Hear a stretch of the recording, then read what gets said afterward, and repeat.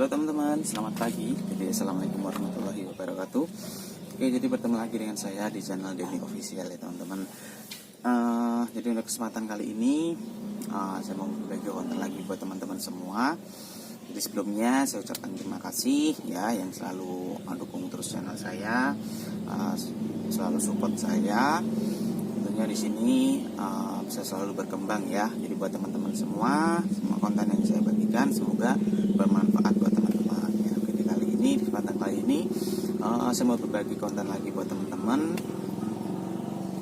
yaitu tentunya masih seputar budidaya ikan lele ya teman-teman ya. Jadi yang belum banyak yang tahu mungkin belum buat pemula atau yang pengen belajar juga ya, di masa pandemi ini seperti ini kan memang ya saya cukup prihatin juga ya teman-teman ya, cukup prihatin karena banyak sekali mungkin perusahaan-perusahaan yang tutup, mungkin pekerja-pekerja yang sempat banyak sekali di PHK, bahkan penjualan kayak saya bekerja pun juga sangat sulit sekali sekarang ya. Makanya di sini hanya berbagi mungkin buat teman-teman punya ide ya di rumah, mungkin buat sambilan, mungkin bisa berternak ikan di rumah, mungkin nanti bisa dijual dan sebagainya. Itu bisa dipelajari di video-video saya, mungkin dari awal sampai selesai caranya seperti apa ya, mungkin semoga bermanfaat buat teman-teman ya. Jadi oke, seperti biasa sebelum kita masuk ke videonya, yang belum subscribe bisa silahkan subscribe dulu. Jangan lupa aktifin tombol lonceng notifikasinya, tentunya supaya teman-teman tidak ketinggalan seputar video saya terbaru ketika saya upload video baru, biar tidak ketinggalan ya teman-teman ya. Oke, jangan lupa di subscribe. Oke, setelah itu kita masuk ke videonya kan.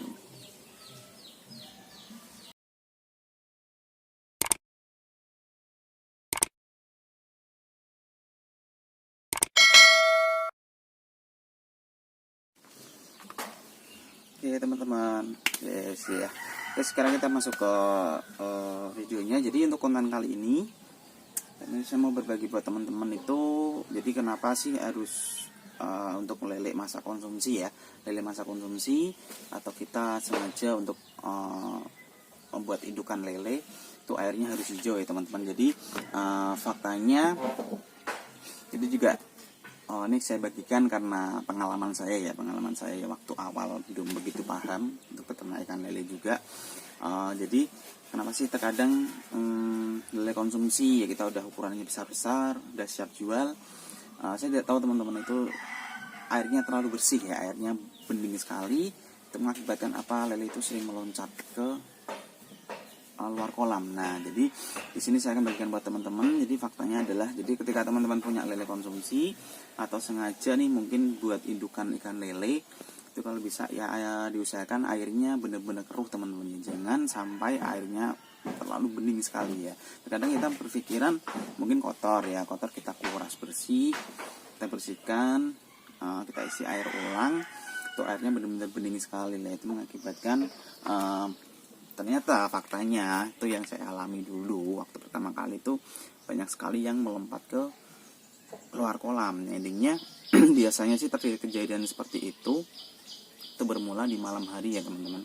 Di malam hari mungkin ketika kita tidur, karena ya mungkin kayak aktivitas ikan lele sih seringnya di malam hari ya. Jadi di malam hari, jadi waktu pagi hari memang kita tidak tahu di sekitar kolam itu memang tidak ada, cuman tiba-tiba sudah lari ke jarak mungkin sekitar lebih jauh 100 meter dan sebagainya kayak gitu. Jadi mungkin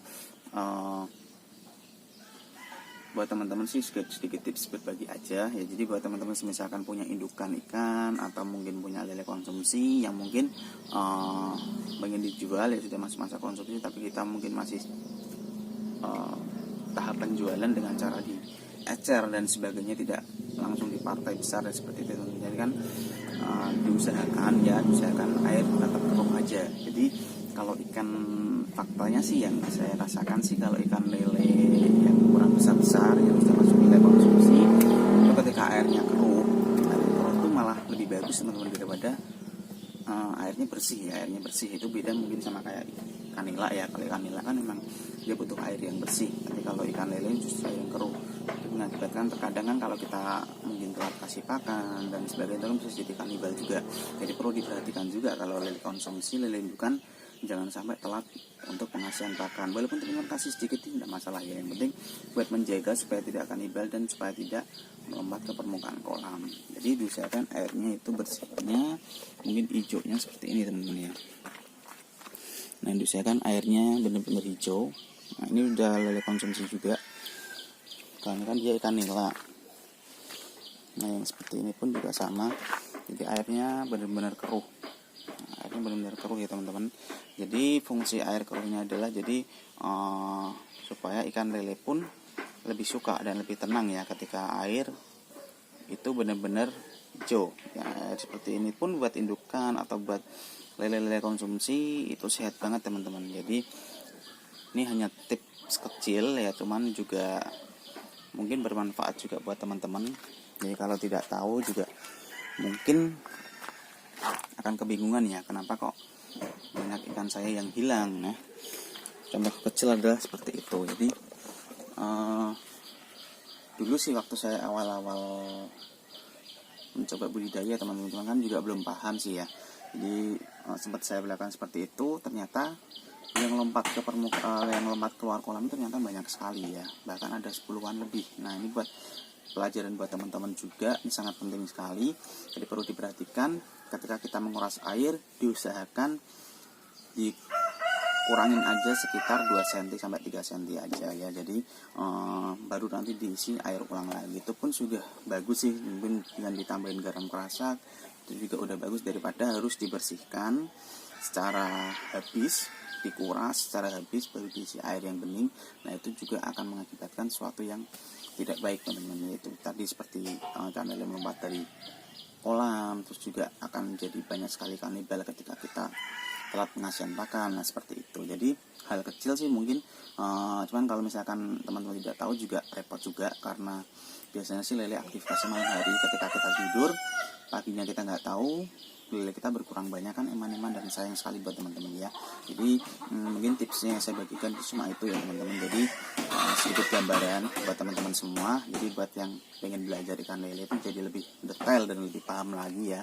Jadi mungkin hal-hal kecil seperti ini juga harus diperhatikan buat teman-teman semua, supaya teman-teman tidak salah langkah atau bingung ya, kenapa kok ikan lele saya banyak yang melompat di dasar kolam ya. Pada dasarnya seperti itu ya. Diusahakan air benar-benar hijau. Kalau pengen kuras, dikuras aja 2 cm.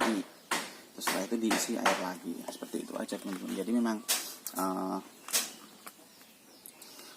simpel. Mungkin ada yang bilang bermanfaat, ada yang bilang enggak ya. Cuman kalau buat saya pribadi sih bermanfaat sekali buat yang pengen belajar dari awal. Mungkin kalau kayak petani ikan lele lainnya mungkin sudah paham teman-teman caranya seperti ini, sudah paham mungkin cara pijahnya harus ditutup dan sebagainya. Kalau misalnya teman-teman dikuras, boleh diusahakan ditutup atapnya ya, atasnya ditutup supaya tidak melompat ke luar kolam. Jadi kan sayang juga kalau udah masuk lele konsumsi udah besar-besar, kita tinggal tidur gak tahu kan, melompat semua ke luar kolam kan, eman-eman. Jadi 10, mungkin 5, lama-lama habis teman-teman ya. Kalau kita cek di pagi hari mungkin gak ada di sekitar kolam, mungkin larinya udah jauh sekali.